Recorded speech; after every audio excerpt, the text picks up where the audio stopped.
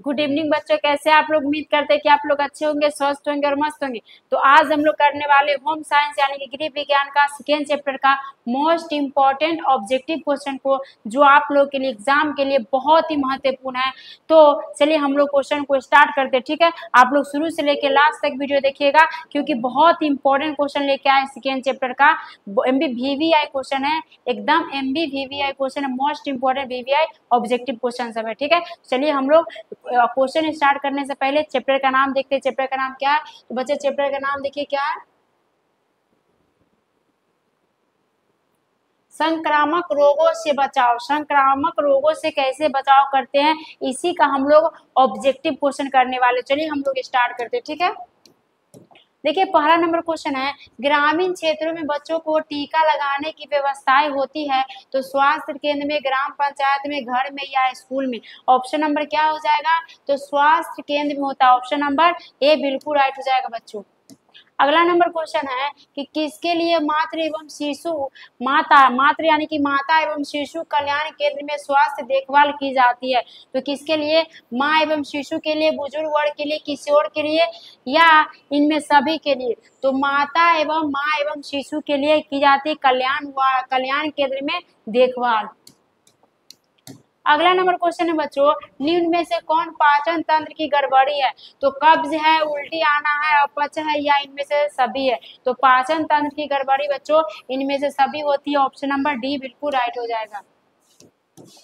अगला क्वेश्चन है कि निम्न में से कौन सी बीमारी वायु प्रदूषण के कारण होती है?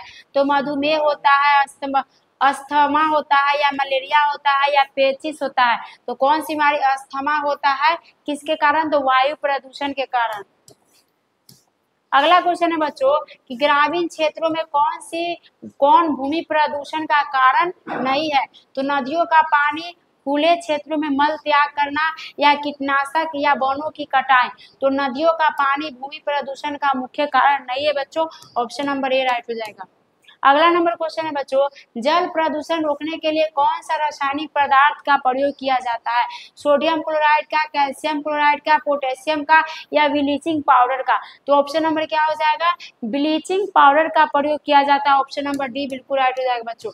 आप लोग शुरू से लेकर लास्ट तक के वीडियो देखिएगा, क्योंकि बहुत इंपॉर्टेंट सेशन आज हम लेके आए हुए हैं आपको, आप लोग के लिए बहुत इंपॉर्टेंट सेशन है ये, बहुत MBVI क्वेश्चन है, ठीक है। तो अगला क्वेश्चन देखिए, निम्न में से कौन ध्वनि प्रदूषण सबसे आम कारण है? ध्वनि प्रदूषण का आम कारण क्या होता है? निर्माण गतिविधि, पटाखे, लाउड स्पीकर, या यातायात? तो ऑप्शन नंबर क्या हो जाएगा बच्चों? डी हो जाएगा, यातायात होता है। अगला क्वेश्चन है, वायु प्रदूषण को कम किया जा सकता है तो सार्वजनिक परिवहन सेवा का उपयोग करके, अधिक पेड़ लगाकर, या प्लास्टिक की थैलियों का वर्जन करें, या इनमें सभी? तो वायु प्रदूषण को इनमें सभी तरीके के द्वारा रोका जा सकता है बच्चों। ऑप्शन नंबर डी राइट होगा।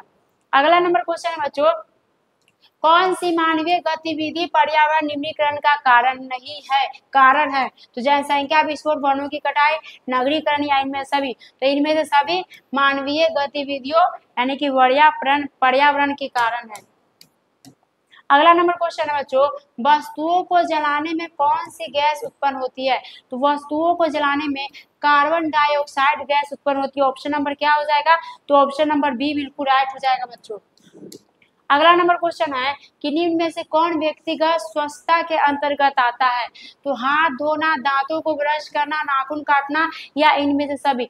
तो इनमें से सभी आता है बच्चों। ऑप्शन नंबर डी बिल्कुल राइट होगा। अगला नंबर क्वेश्चन है, 1 ग्राम वसा में कितने कैलोरी होती है? तो 1 ग्राम वसा में 5 कैलोरी होती है, या 6 कैलोरी, या 7 कैलोरी, या 9 कैलोरी? तो ऑप्शन नंबर क्या हो जाएगा बच्चों? ऑप्शन नंबर डी हो जाएगा, 9 कैलोरी होती है। अगला क्वेश्चन है कि एड्स कैसे फैलता है? हाथ मिलाने से, साथ साथ खेलने से, या संक्रामक सुइयों से, या जल और भोजन से? तो एड्स संक्रामक सुइया देने से फैलता है। ऑप्शन नंबर सी बिल्कुल राइट हो जाएगा बच्चों।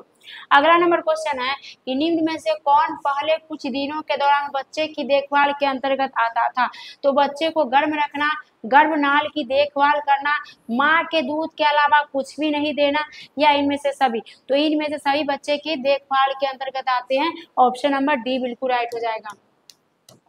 अगला नंबर क्वेश्चन है कि क्षय रोग से बचने के लिए कौन सा टीका लगाया जाता है? तो डीपीटी या एमएमआर या बीसीजी या हेपेटाइटिस बी। तो ऑप्शन नंबर क्या हो जाएगा? बीसीजी टीका लगाया जाता है क्षय रोग से बचने के लिए। अगला क्वेश्चन है निम्न में से कौन सा तत्व विकास को प्रभावित नहीं करता है? तो रोग एवं चोट, पोषक, वातावरण या धन। तो धन है सो विकास को प्रभावित नहीं करता है बच्चों। ऑप्शन नंबर डी बिल्कुल राइट होगा। अगला नंबर क्वेश्चन है निम्न में से कौन सी बीमारी दूषित भोज्य पदार्थ को खाने से होता है? तो अतिसार, हैजा, पेचिश या इनमें से सभी। तो इनमें से सभी बीमारी होता है बच्चों। ऑप्शन नंबर डी बिल्कुल राइट हो जाएगा। अगला नंबर क्वेश्चन है निम्न में से कौन खाद्य विषाक्त का लक्ष्य है? तो जी मचाना, उल्टी करना, दस्त या इनमें से सभी। तो ये इनमें से सभी इसका लक्षण है। खाद्य विषाक्त का लक्षण इनमें से सभी है। अगला नंबर क्वेश्चन है बच्चों शुद्ध जल होता है तो रंगहीन, गंधहीन, स्वादहीन या इनमें से सभी। तो शुद्ध जल इनमें से सभी होता है। आप लोग को फिर एक बार बोले कि शुरू से लास्ट तक ये वीडियो देखिएगा। MBVVI क्वेश्चन है, ठीक है सारा। अगला नंबर क्वेश्चन है कि अंतःस्रावी प्रणाली से संबंधित आजकल का कौन सबसे आम रोग क्या है? तो आजकल का सबसे आम रोग मधुमेह रोग है, अंतःस्रावी प्रणाली से संबंधित बच्चों। ऑप्शन नंबर ए राइट होगा। अगला नंबर क्वेश्चन है निम्न में से कौन ध्वनि प्रदूषण का सामान्य स्रोत है? तो लाउड स्पीकर, पटाखे, सड़क यातायात या मकान निर्माण कार्य। तो ऑप्शन नंबर क्या हो जाएगा? ऑप्शन नंबर सी हो जाएगा बच्चों, यातायात, सड़क यातायात। अगला क्वेश्चन है घरेलू वायु प्रदूषण का क्या कारण है? तो घरेलू वायु प्रदूषण का खाना पकाने के लिए प्रयुक्त ईंधन या मच्छर मारक या तंबाकू, धूम्रपान या इनमें से सभी। तो घरेलू वायु प्रदूषण का कारण इनमें से सभी है बच्चों। ऑप्शन नंबर डी बिल्कुल राइट हो जाएगा। अगला नंबर क्वेश्चन देखिए कि दूषित जल पीने से कौन सा रोग होता है? तो दूषित जल पीने से पीलिया होता है, क्षय रोग होता है, मधुमेह होता है या मलेरिया होता है। तो ऑप्शन नंबर क्या हो जाएगा? पीलिया रोग हो जाता है दूषित जल पीने से। अगला नंबर क्वेश्चन है बच्चों प्लास्टिक द्वारा मुख्य किस प्रकार का प्रदूषण प्लास्टिक द्वारा मुख्यतः किस प्रकार का प्रदूषण होता है? तो भूमि प्रदूषण, ध्वनि प्रदूषण, वायु प्रदूषण या जल प्रदूषण। तो यह भूमि प्रदूषण प्लास्टिक के द्वारा होता है।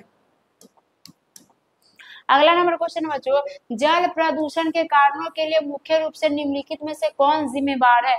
तो वन रोपण, तेल रिफाइनरी या कागज कारखाना या बी सी दोनों।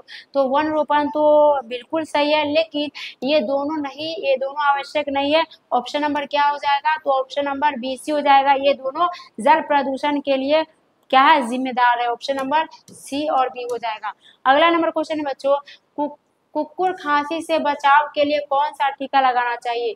तो कुकुर खांसी से बचाव के लिए BCG का टीका लगाना चाहिए या DTP का या पोलियो का या टिटनेस का। तो ऑप्शन नंबर हो जाएगा BCG का टीका लगाना चाहिए। अगला क्वेश्चन है क्षय रोग फैलने का माध्यम है। तो क्षय रोग फैलने का माध्यम दूषित वायु, प्रदूषित भोजन, प्रदूषित मिट्टी या इनमें से सभी। तो दूषित क्षय रोग फैलने का कारण होता है दूषित वायु बच्चों। ऑप्शन नंबर ए राइट होगा। अगला है किसके द्वारा शरीर की सूक्ष्म इकाई कोशिका की रचनाएं होती है? ऊर्जा द्वारा, प्रोटीन द्वारा, खनिज लवण द्वारा या आयोडीन द्वारा। तो प्रोटीन द्वारा इसकी रचनाएं होती है। ऑप्शन नंबर बी राइट होगा। अगला नंबर क्वेश्चन है बच्चों निम्न में से कौन विशिष्ट बालक का प्रकार नहीं है? आर्थिक अक्षमता या शारीरिक अक्षमता या मानसिक अक्षमता या सामाजिक अक्षमता। तो ऑप्शन नंबर हो जाएगा आर्थिक अक्षमताएं नहीं होती है। ऑप्शन नंबर ए राइट होगा।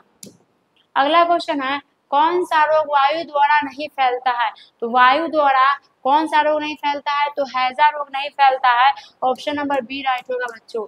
अगला क्वेश्चन है कि संवेदनात्मक विकास के कितने प्रकार होते हैं? संवेदनात्मक विकास के कितने प्रकार होते हैं? तो इसके 2 प्रकार होते हैं बच्चों। ऑप्शन नंबर बिल्कुल बी राइट होगा। अगला क्वेश्चन है कि खसरे का टीका कब लगाया जाता है? खसरे का टीका 5 महीना पर, 9 महीना पर, 10 महीना पर या 1 साल पर।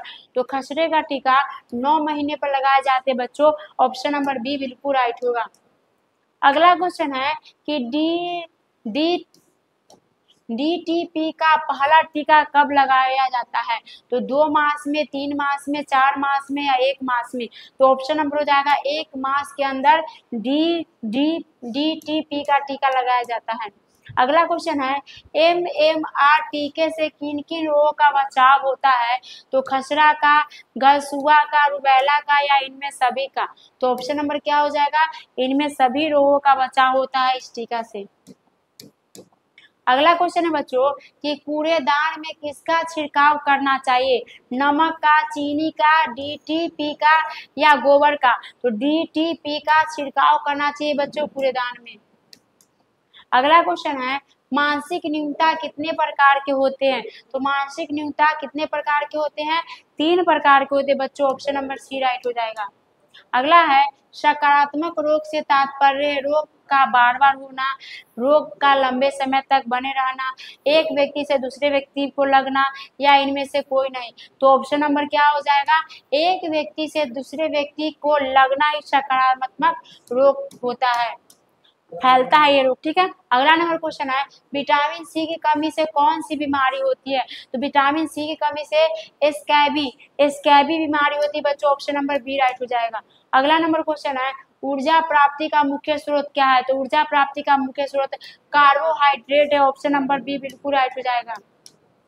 अगला क्वेश्चन है पेजिस से पीड़ित बच्चों को दिया जाता है तो दूध, चीनी युक्त गर्म दूध या नमक युक्त ठंडा पानी या नमक और चीनी युक्त घोल? तो नमक और चीनी का घोल दिया जाता है बच्चों। अगला क्वेश्चन है निम्नलिखित में से कौन सा पोषहीनता से संबंधित रोग है? तो एनीमिया रोग है, सो पोषहीनता से संबंधित रोग है बच्चों।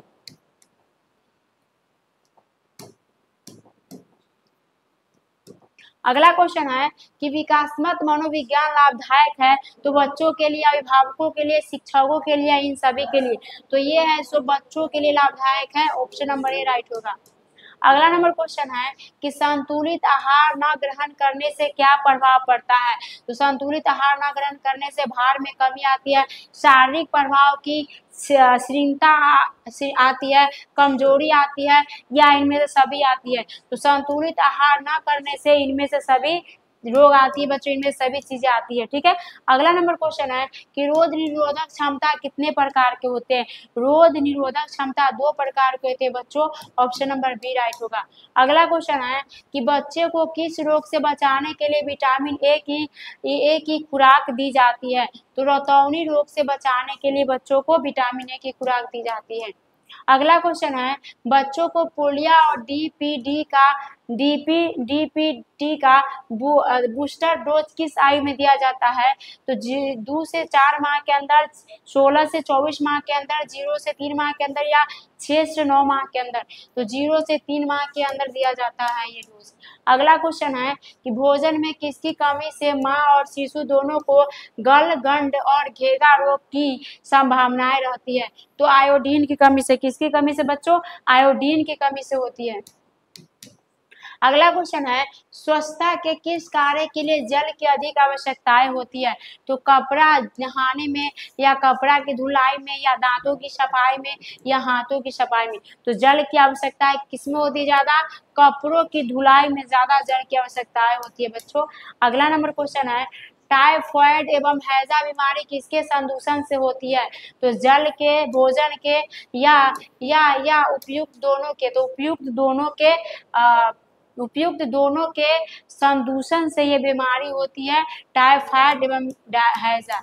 अगला नंबर क्वेश्चन है बच्चों WHO का पूरा रूप क्या है? यानी कि WHO का पूरा नाम क्या होता है? तो वर्ल्ड हेल्थ ऑर्गेनाइजेशन या फूड एंड एग्रीकल्चर ऑर्गेनाइजेशन या विमेन हेल्थ ऑर्गेनाइजेशन या इनमें से कोई नहीं? तो WHO का फुल फॉर्म यानी कि रूप होता है वर्ल्ड हेल्थ ऑर्गेनाइजेशन। ठीक है बच्चों, आगे बढ़े। अगला है स्त्री के प्रथम दूध स्राव को क्या कहते हैं? स्त्री के जो प्रथम दूध निकलते हैं उसको क्या कहते हैं? प्रथम आहार, कोलोस्ट्रम या माँ का दूध या पोषक आहार? तो ऑप्शन नंबर क्या हो जाएगा बच्चों? बी हो जाएगा कोलेस्ट्रम। क्या कहते हैं? कोलेस्ट्रॉम कहा जाता है। ठीक है, तो बच्चों लोग यहीं पे हमारा जितना भी इम्पोर्टेंट क्वेश्चन था सेकेंड चैप्टर का वो सारा समाप्त होता है। तो हम लोग फिर मिलते हैं अगली क्लास में, तब तक के लिए आप लोग पढ़ते रहिए, हंसते रहिए और मुस्कुराते रहिए। Bye bye and take care. ठीक है, बाय बाय।